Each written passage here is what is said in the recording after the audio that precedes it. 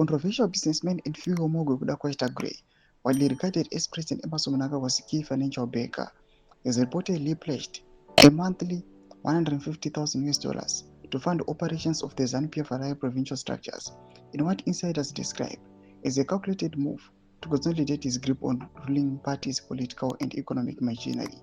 Sanapena mashoko nyasukunukwa kunzi pana Tagwirei anozoconsolidate power ameno inenge itori a massive attack kuna VP Kosano Chiwenga. Sanapena mashoko blanyi kwa pango wana chinzi Tagwirei Bengros ZVAITWA province. Don't forget subscribe or like out on the bell icon. Tipina mablanyi kwa mchinzi.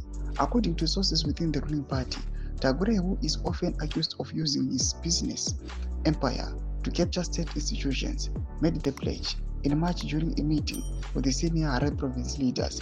He reportedly proposed that the provincial chairperson and district coordinating committee chairpersons receive monthly salaries to enable them to dedicate themselves fully to party work.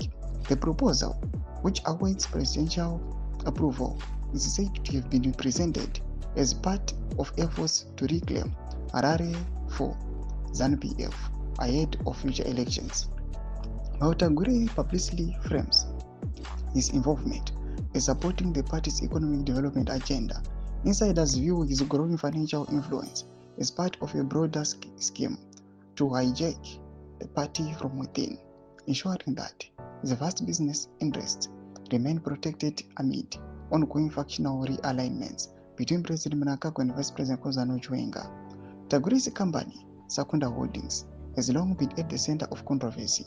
The businessman has benefited from lucrative government contracts in fuel supply, agriculture and mining under the Command Agriculture Program, which critics say was used to siphon public funds to finance ZANU-PF's political operations.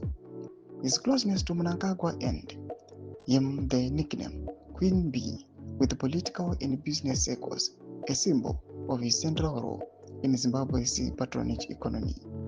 Political analysts believe Tagwirei's latest move represents an attempt to institutionalize his influence within ZANU-PF's provincial structures, particularly in urban areas like Harare, where the ruling party has historically struggled to gain traction. By bankrolling provincial offices and paying party officials, Tagwirei is not just sponsoring loyalty, he is purchasing control, noted a political analyst based in Harare. Domamiro zvakaita panguva inoi. Mbodi dzamafungiro enyu muresi mabva motungire pamusoro pechitiko ichi. Kuna comment section medu, subscribe or like, chat on the bell icon.